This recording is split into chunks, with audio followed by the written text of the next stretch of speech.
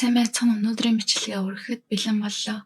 1980-ад оны их үед Шан мужийн Шан хошуу бол намхан улс хатуу газар тариалангийн талбай хооронд байрлах чимээгүй хөдөө бүс нутаг байлаа. Хүмүүс жижиг шавуур тоосгон байшинд амьдарч өөрийн тарьсан ногоо, ургацаар амьзун, улирлын ажил гарвал түүндээ найдаж, зах гарвал борлуулалтаараа амьдралаа салгуулдаг байв. Мөнгө гэж бараг үгүй, шинэ хүн тосгонд ирнэ гэдэг маш ховор үзэгдэл. Тухайн үед Хятадын хөдөө аж ахуйн шинжилэл эхэлсэн үе. Нийслэл хоршоо системийг болиулж, айл өрх бүр өөрийн хөдөлмөрийн үр дүнд орлого олох болжээ. Зарим айлд энэ боломж мэт санагдсан бол заримд нь эсрэгээр сул дорой байдал нь улам тодорч байв. Хүчтэй, ажилч хичээнгүй айл сайхан амьдралтай болж, харин хөдөлмөрийн хүч муутай эсвэл ажил дургүй хүмүүс улам хэцүү болж эхэлжээ. Шан хошуу яг тийм ялгааг тод харуулж байв. 1979 онд эрүүгийн үйл хэрэгжиж эхэлсэн ч хөдөө тосгоны цагдаа нар цөөхөн хэрэг мөрдөх багаж хэрэгсэл бараг үгүй. Хэн нэгэн хүн сургаггүй болвол эхлээд та нар өөрсдөө хай гэж хэлээд гар хүрэхгүй өнгөрөөх нь олонтаа. Хүн амс зэрэг тосгон суран хоол зайтай тул алга болгосод бараг анзаарахдаггүй мартагддаг байв. Гэтэл 1983-аас 1985 оны хооронд 30 гаруй хүн сургаггүй алга боллоо. Зах руу явсан тариачид, борлуулалтын жижиг наймаачид, бараа үргэхээр тосгон хооронд явсан ажилчид дахиж хизээч гэртээ буцаж ирээгүй. Гэр бүлүүд нь цагдаа нарт хэлсэн ч хүн бүр өөрөө цагдаа дээр очиж бүртгүүлсэн болохоор тэр алга бололтууд хоорондоо холбоотой гэдгийг хэн ч анзаараагүй. Энэ бүхнийг өөрчилсөн нэг хэрэг гарсан нь дуу чиний нэмэх эрэгтэй сургаггүй алга бололт. Цаасан үйлдвэрээс 185 он бэлнээр авахар явсан. Гэвч дуу чиний тэр өдрөө буцаж ирсэнгүй. Ахан замыг нь дагаж шалгаад цаасан үйлдвэрлэлөө орж асуухад тооцоог хариуцдаг хүн нь маш сонир мэдээлэл өгчээ. Дуу чиний гэдэг нэрээр намхан туранхай нэгэр хэд хоногийн өмнө бэлэн мөнгө аваад явсан. Тосгонд бүгд мэдэх нэгээр толгойд орж ирв. Ли Чимин сэжигтэй ааштай мөнгөгүй захын ойролцоо тэнэж явдаг чимээгүй залуу. Цуурхал олон удаа түүний нэртэй холбогдож эхлэхэд хүмүүсийн сэжиг бодит зүйл болж хувирв. Шан хошуудах хамгийн том нууц Манжуун тосгоны захын нэг жижиг байшингийн хөрсөн дороос ил гарч ирнэ гэж хэн ч төсөөлөөгүй. Ли Чимин Шан хошуунд төрж усан. Түүний багнаас өөрөө нэгэн хар бараан түүх байлаа. Ээж нь маш эрт өвд болж удахгүй багдуунч мөн нас баржээ.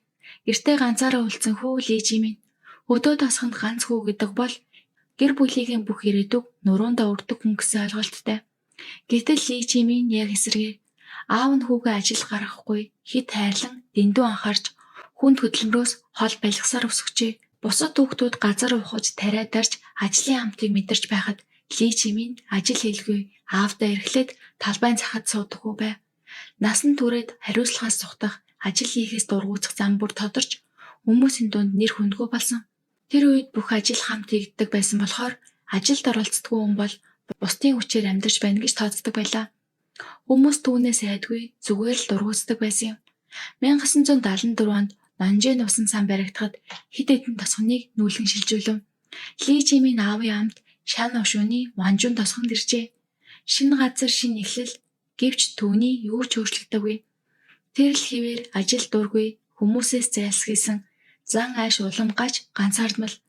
Удалгүй аав нь нас барж Ли Чимин тэнэмэл амьдарч залхуурлан түүнийг бүр эзэмдсэн. 1978 онд Янжушва нэртэй эмэгтэйтэй хөрлөв. Янжушва багаасаа саажилттай, бэлхүүснээс доош барах хөдөлтгүй. Саажилттай тул мөлхөх эсвэл орон дээрээ сууж байдаг. Ухаан санаа нь тогтургүй хүн байлаа. Энэ гэрлэлт тайр гэж байгаагүй. Сонголтгүй хоёр хүнийг зүгээр л холбоод нэг гэрт оруулчихсан юм. Харин Ли Чимин бол энэ гэрлэлтийг үзээ хаддаг байв. Тэдний гэр харанхуй, эмх замраагүй, хүмүүс аль болох ойртдгүй аимшигтай газар болжээ.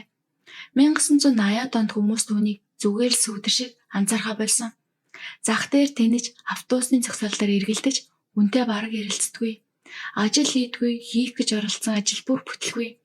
Хүмүүс түүнийг ажилгүй Ли Чимин гэж дууддаг байв. Тэд түүний юу хийж явсныг л мэдэхгүй байжээ. Шан хошуунд хүмүүс ихээр алга болж байсан ч дүү чиний хэрэгэл бүхнийг ил болгож эхэлсэн. Түүний 185 юан өөр хүний гарт утсан нь анхны улмуур байлаа. Хэрэгүүдийг хооронд нь холбож үзэхэд нэг нэр дахин гарч ирсэн. Тэр бол Ли Чимин.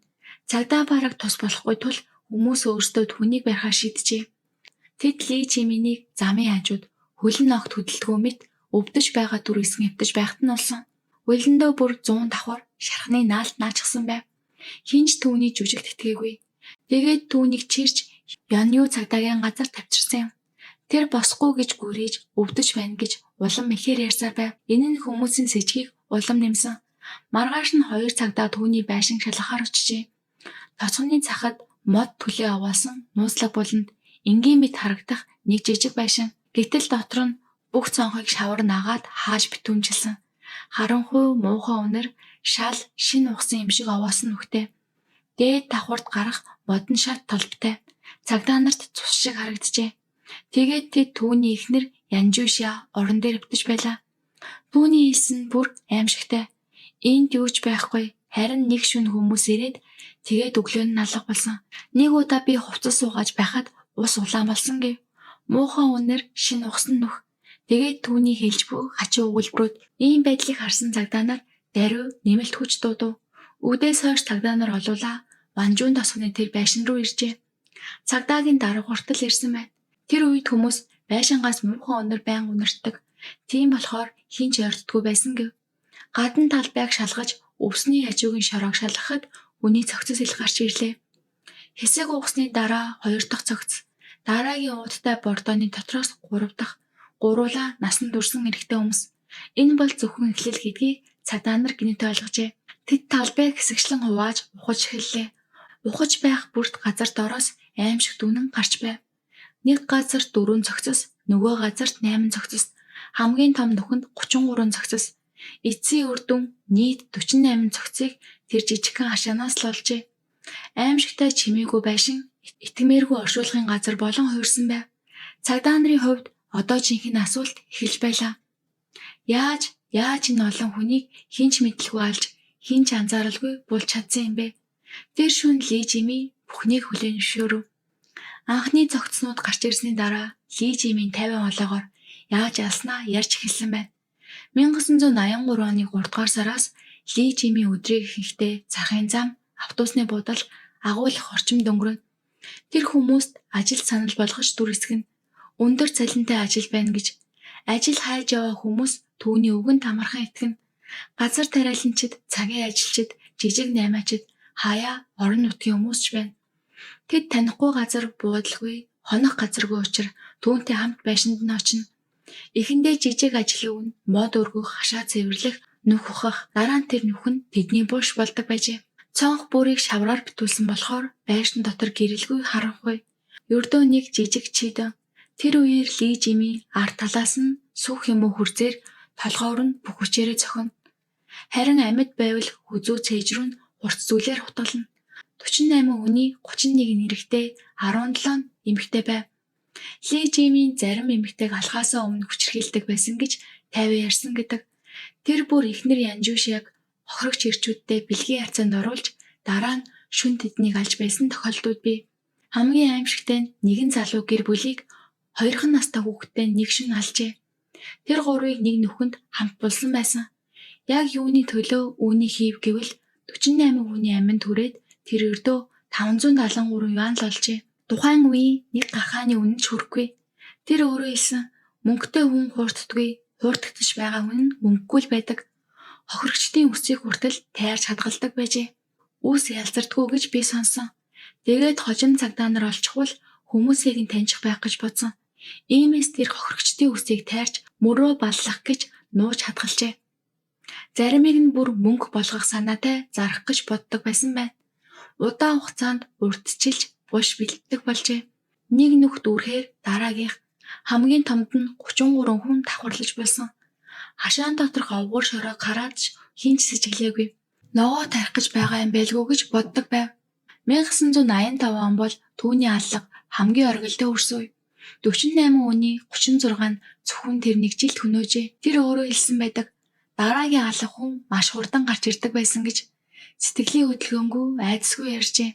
Зүгээр л үнэн гэж хүлээн зөвшөөрж байгаа мэт. Тэр худлаа цохиож ярьдаг хүн байлаа. Инженер, төрийн албаагч, үйлдвэрийн ажилтныг би алахгүй. Тэд нийгэмд хэрэгтэй хүмүүс. Гэвч бодит байдал 48 хүн бүгд цагийн ажилтан, жижиг наймаачид, зарим бүр орон нутгийн албаагч. Тэр өөрийнхөө алгыг зөвдөх гэж тийм зарчим бий гэж ярьдаг байсан ч бүгд худал. Зүгээр л өөрийгөө өмөрөх шалтгаан.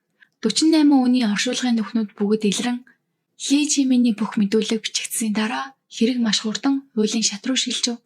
Учир нь энэ бол тухайн үедээ Шан мужийн түүхэнд гарсан хамгийн олон хүн амны хэрэг.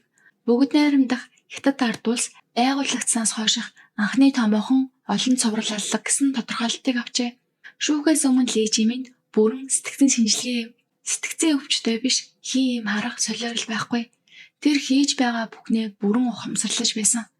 Мөн ямар ч үед сэтгэл хөдлөлөө хянах чадвартай байсан. Түүний тайван байдал бол өвчин биш, хүйтэн зохион байгуулалттай зан шинж байв. Эхэндээ тэр миний алсан хүмүүс бол нийгэмд дараа болсон хүмүүс. Би хэрэггүй хүмүүсийг багасгасан гэж ярьдаг байлаа. Эхэндээ бол мөнгөний төлөө байсан. Харин хожим нь зүгээр л хүссэндээ хүн алах бол надад энгийн зүйл болсон гэжээ. Шаниу шүүхэд дээд албан тушаалтнууд ирж сонирхсон. Өөр газруудаас мөрдөгчд ирж ажигласан байна. Энэ нэрг нь хожим нь цагдаа нарыг сургах сургаалтанд анхны том жишээ хэрэг болж бүртгэгджээ. Шүүх танхимд Ли Жимин яг л бүх зүйлээ өөртөө хамаагүй мэд сууж байсан. Ойлгохчгүй харамсаж байгаа ямар ч шин чалга. Хорхигчны нэрсийг нэг нэгээр нь уншихад хоёрхан настай хүүхэд хүртэл байхад тэр зүгээр л сууж байсан. Ямар ч гэмшил юу ч мэдрэгцэнгүй. Харин түүний эхнэр Янжушаа хөдөлж чадахгүйч дараах зүйлсийг хийдэг байсан нь тогтоогдсон. Чийдэн байрч аллахад тусалсан. Цогцсны хувцсыг тайлах, баримт нуухад туслах. Иймээс тэр мөн хамт хэрэгтэн гэж шүүх үзв. 1985 оны 9-р сарын 20 шүүхийн эцсийн шийдвэр гарлаа. Ли Жимийн цаазаар авах ял, Янжушаа мөн цаазаар авах ял. 1985 оны 9-р сарын 27 цаазын өдөр хүмүүс энэ бүх аимшиг дууслаа гэж бодсон. Гэвч тийм биш. Ли Жиминий үйлдэлсэн хармөр Хятад даяар үлджээ. Түүний тухай яриа өнөөдрийг хүртэл хүмүүсийг айлгадаг. Ли Жиминий хэргийн дараа алга болсон хүний бүртгэл сүлжээ нэвтэрч эхэлсэн. Хөдөө орон нутгийн мөрдөн шалгалт сайжирч эхэлсэн. Иргэд сэжигтэй зүйлийг илүү мэдээлдэг болсон. Гэмт хэрэг гарсан байшинг сүүлд нь нурааж газрыг тэгшилжээ. Хинч тэнд дахин амьдрахыг хүсээгүй. Хамгийн чимээгүй газар заримдаа хамгийн аимшигтай нууцыг хатгалдаг. За ингээд өнөөдрийн бичлэг маань энэ нүрээ дуусаж байна. Та бүхэнд бичлэг маань таалагдсан бол лайк, сабаа заавал дараад өгөөрэй.